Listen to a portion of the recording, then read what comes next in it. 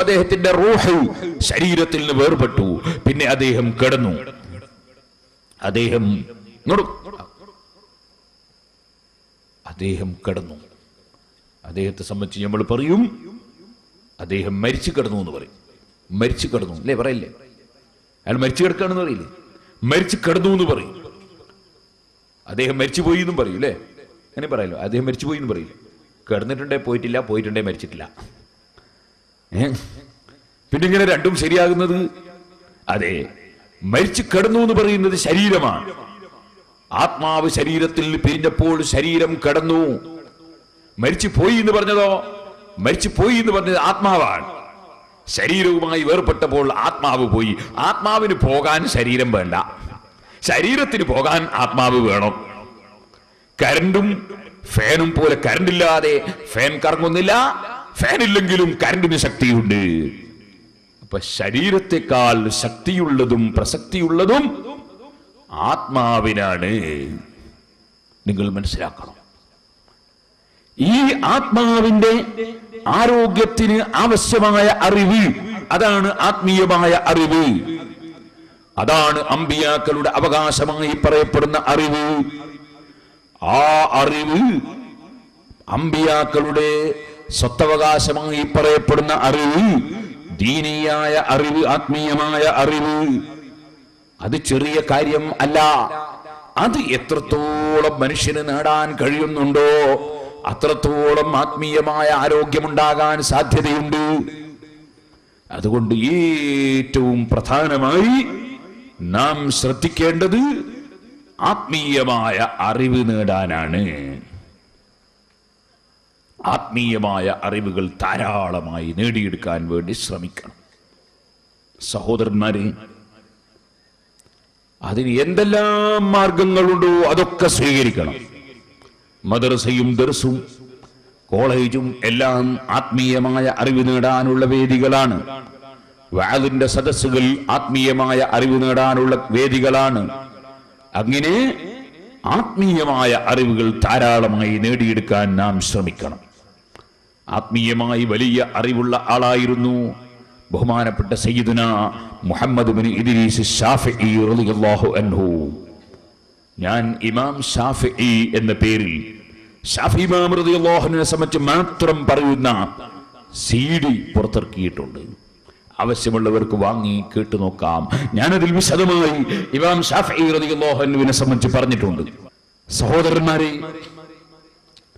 ശാഫി ഇമാം റളിയല്ലാഹു അൻഹുവിനെ സംബന്ധിച്ച് ഞാൻ എന്താണ് പറയാൻ കാരണം?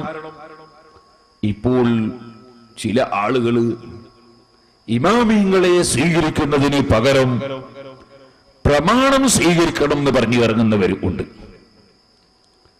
എന്താണ് പ്രമാണം? അവർ പറയുന്ന പ്രമാണം പരിശുദ്ധ ഖുർആനാണ് അവർ പറയുന്നു. അതിൽ ആർക്കും തർക്കമുണ്ടോ? ഖുർആൻ സ്വീകരിക്കണമെന്നല്ലേ ആർക്കും തർക്കമുണ്ടോ? നബി സല്ലല്ലാഹു അലൈഹി വസല്ലം ഹദീസ് സ്വീകരിക്കണം എന്നതിൽ ആർക്കെങ്കിലും തർക്കമുണ്ടോ എന്ന് നിങ്ങൾ ചിന്തിക്കും. ഞാൻ പറയട്ടെ, നബി സല്ലല്ലാഹു അലൈഹി വസല്ലം തങ്ങളുടെ ഹദീസുകളും അല്ലാഹുവിന്റെ പരിശുദ്ധ ഖുർആനും ആ പ്രമാണങ്ങൾ നന്നായി മനസ്സിലാക്കിയ പണ്ഡിതന്മാരാണ് ഇമാമിങ്ങൾ. അവർ പറഞ്ഞു തന്ന നിയമങ്ങൾ, തീരുമാനങ്ങൾ, വിധികൾ, അതിനാണ് മദ്ഹബ് എന്ന് പറയുന്നത്. അവർ പറഞ്ഞു തന്ന തീരുമാനങ്ങൾ മാ ദഹബ ഇലൈഹി ഫത്ഹുൽ മുഈനോദിയ മുതഅല്ലിമീങ്ങൾക്കറിയാം. മാ ദഹബ മിനൽ അഹ്കാം. ഇമാം ശാഫിഈ റളിയല്ലാഹു അൻഹു അഭിപ്രായപ്പെട്ട തീരുമാനിച്ച ഹുക്മുകൾ, തീരുമാനങ്ങൾ, ഹുക്മു തീരുമാനം, വിധി, ഇമാം ശാഫിഈ റളിയല്ലാഹു അൻഹു പറഞ്ഞ തീരുമാനങ്ങൾ, അതാണ് ശാഫിഈ മദ്ഹബ് എന്ന് പറയുന്നത്. 4 മദ്ഹബുകൾ എന്ന് പറഞ്ഞാൽ 4 ഇമാമിങ്ങൾ പറഞ്ഞ തീരുമാനങ്ങൾ. അവർ എങ്ങനെയാണ് തീരുമാനം പറഞ്ഞത്? രാമായണം നോക്കിയിട്ടല്ല, മഹാഭാരതം നോക്കിയിട്ടല്ല, അല്ലെങ്കിൽ ബൈബിൾ നോക്കിയിട്ടല്ല, 4 പത്രം വായിച്ചിട്ടല്ല. അവര് നിയമം പറഞ്ഞത് ഫത്ഹുൽ മുഈനിൽ തന്നെ പറഞ്ഞിട്ടുണ്ട്. വസ്തിംദാദുഹു മിനൽ കിതാബി വസ്സുന്നതി വൽ ഇജ്മാഇ വൽ ഖിയാസ്. ഇസ്ലാമിന്റെ പ്രമാണങ്ങൾ, ആ പ്രമാണങ്ങളിൽ നിന്നാണ് കർമ്മശാസ്ത്ര പണ്ഡിതന്മാര് തീരുമാനം കണ്ടെത്തിയത്. ആ പ്രമാണങ്ങളിൽ നിന്ന് വിവരമുള്ളവർ കണ്ടെത്തിയ നിയമങ്ങൾ, ആ നിയമങ്ങൾ അനുസരിച്ച് ജീവിക്കുന്ന മുസ്ലിമീങ്ങൾ 1400-ലധികം വർഷമായി അവരുടെ മുൻഗാമികളായ പണ്ഡിതന്മാരെ മുഖേന മനസ്സിലാക്കിയ നിയമങ്ങൾ, ആ നിയമങ്ങൾ അനുസരിച്ച് മുസ്ലിം ഉമ്മത്ത് ഒറ്റക്കെട്ടായി ജീവിക്കുമ്പോൾ മുസ്ലിം ഉമ്മത്തിനെ നശിപ്പിക്കാനും മുസ്ലിം ഉമ്മത്തിനെ ഭിന്നിപ്പിക്കാനും ഉദ്ദേശിച്ച കക്ഷികൾ അവർ പൂർവകാലത്ത് നമുക്ക് കിട്ടിയ മതത്തെ മാറ്റിമറിക്കാൻ വേണ്ടി ആ പറഞ്ഞ പണ്ഡിതന്മാരുടെ നിയമങ്ങൾ, അവർ പറഞ്ഞ തീരുമാനങ്ങൾ ചോദ്യം ചെയ്യാൻ വേണ്ടി ഓരോ കക്ഷികളും പ്രമാണം എടുത്ത് സ്വന്തത്തിൽ ദുർവ്യാഖ്യാനം ചെയ്തു. ആ ദുർവ്യാഖ്യാനത്തിൽ അറിവ് കുറഞ്ഞ പലരും പെട്ടുപോയി. അള്ളാഹു അവർക്ക് സന്മാർഗത്തിന്റെ വഴി കാണിച്ചു കൊടുക്കട്ടെ. ഇവിടെ അത്തരത്തിലുള്ള കക്ഷികൾ ഇല്ലാത്തത് കൊണ്ട് ഞാൻ ആ വിഷയത്തിലേക്ക് വിശദമായി കടന്ന് സംസാരിക്കുന്നില്ല. ഒരാമുഖമായി മാത്രം ഞാൻ നിങ്ങളോട് പറയുകയാണ്. പ്രമാണത്തിന്റെ കോലെങ്ങനെയെന്നറിയോ? ഒരാസ്പത്രിയിൽ ഒരാൾ പോയി. ആസ്പത്രിയിൽ കയറി ചെല്ലുമ്പോ തന്നെ ചുമരിന്റെ മേലെ എഴുതി വെച്ചതുകൊണ്ട് ഇവിടെ തുപ്പുക. അപ്പൊ മൂപ്പര് കാർക്കിച്ചിട്ട് ചുമരുമേലെ ഒരൊറ്റ തുപ്പ് കൊടുത്തു. അപ്പോ വാച്ച്മാൻ വന്ന് പിടിച്ചു, എന്തിനാ ആസ്പത്രിയുടെ ചുമരുമേൽ തുപ്പി വെച്ച്? ഇയാൾ പറഞ്ഞു, ഞാൻ പ്രമാണം അനുസരിച്ച് പോകുന്ന ആളാണ്. എന്ത് പ്രമാണം? ഈ ചുമരിന്റെ മേലെ എഴുതി വെച്ചു നിങ്ങൾ കാണുന്നില്ലേ, ഇവിടെ തുപ്പുക. ഈ വാച്ച്മാൻ ചോദിച്ചു, അല്ല സാഹിബേ, നിങ്ങൾക്ക് മുഖില്ലേ? എന്തേ ഇവിടെ തുപ്പുകാൻ അവിടെ എഴുതി വെച്ചിട്ട് ഇന്നേ വരെ ആരെങ്കിലും അവിടെ തുപ്പിയിട്ടുണ്ടോ? ആരും തുപ്പില്ല. ആസ്പത്രി ഉണ്ടാക്കിയിട്ട് നൂറ്റാണ്ടുകളായി, ഇന്ന് വരെ ഒരു മനുഷ്യൻ അവിടെ തുപ്പിയില്ല. അവർക്ക് എവിടെ തുപ്പിയത്? അവർ തുപ്പിയത് ആസ്പത്രി ഉണ്ടാക്കിയ അന്ന് മുതൽ തുപ്പി വരുന്നുണ്ട്, എഴുതിയും വെച്ചിട്ടുണ്ട്. എവിടെ തുപ്പിയത്? അതിന്റെ നേരെ ചുവടെ ഒരു ചട്ടി വെച്ചിട്ടുണ്ട്. ആ ചട്ടിയിൽ കുറെ പൂഴിയിട്ട് വെച്ചിട്ടുണ്ട്.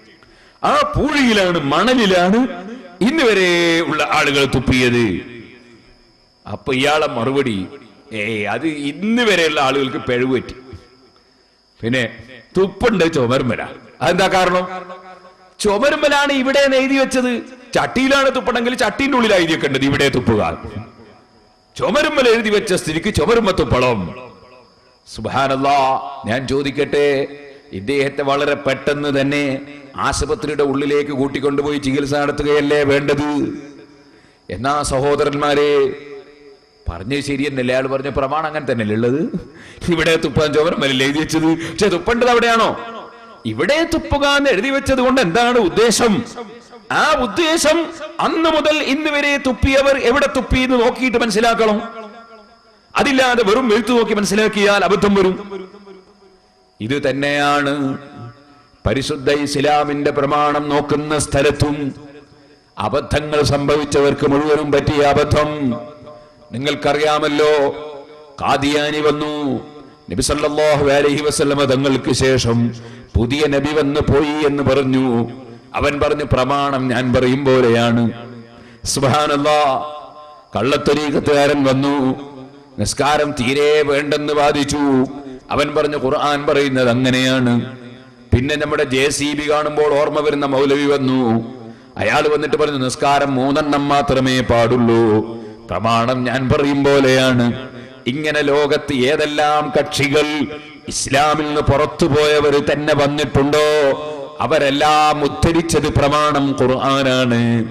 എന്തിനധികം പറയണം, നിങ്ങളെ ഈ മലപ്പുറം ജില്ലയിൽ, മലപ്പുറം ജില്ല അനുഗ്രഹീതമായ ഒരു ജില്ലയാണ്. അതിപ്പോ നിങ്ങളെ സോപ്പിടാൻ വേണ്ടി പറഞ്ഞതൊന്നുമല്ല, അതങ്ങനെ തന്നെയാണ്.